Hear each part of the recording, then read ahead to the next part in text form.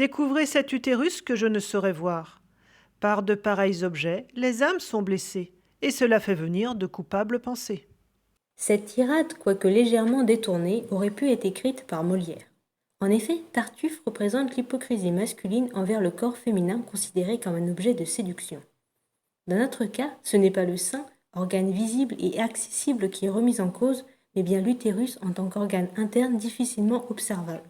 Ce caractère secret attise la curiosité. C'est pourquoi l'utérus fait l'objet d'une pulsion scopique, concept développé par Freud. Nous pouvons définir ce terme par la volonté de posséder l'autre par le regard, se caractérisant par une puissante volonté d'observer. Ce désir est satisfait grâce au développement d'outils, à l'image du spéculum, existant depuis l'Antiquité, ou du fauteuil gynécologique, permettant d'avoir accès au col de l'utérus.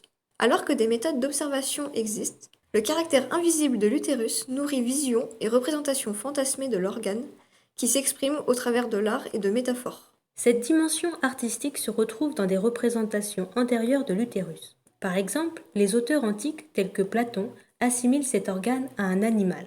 L'une des figures les plus populaires est celui du poulpe. Pour les auteurs du IIe siècle, l'utérus est un organe mobile dont les déplacements sont restreints à la cavité abdominale par des ligaments qui rappellent les tentacules du poulpe. Contrairement à la métaphore animale servant à illustrer volontairement un organe méconnu, la figuration de l'utérus peut notamment exprimer une réticence à représenter l'utérus de manière réaliste. Cela rappelle la célèbre fresque de Michel-Ange appelée la création d'Adam, et pouvant illustrer une représentation oblique de l'utérus.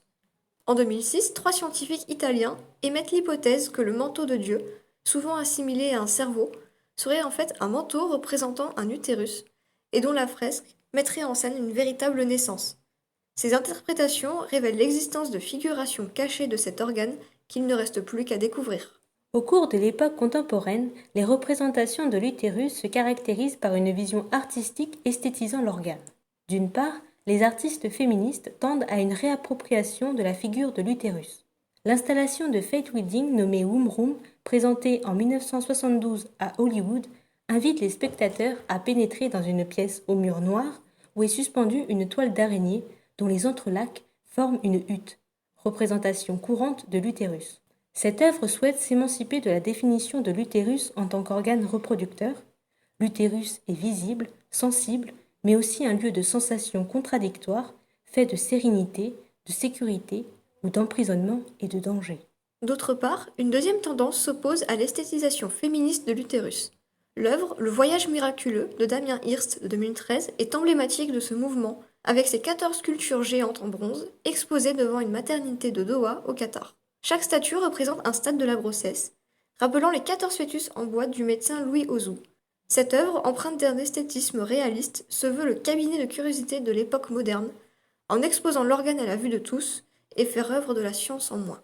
Ce podcast a été créé par Alizé Bertrand et Alice Gonnet, avec la voix de Nathalie Gouron, dans le cadre du master Valorisation et diffusion des savoirs historiques et archéologiques de l'Université Bretagne Sud.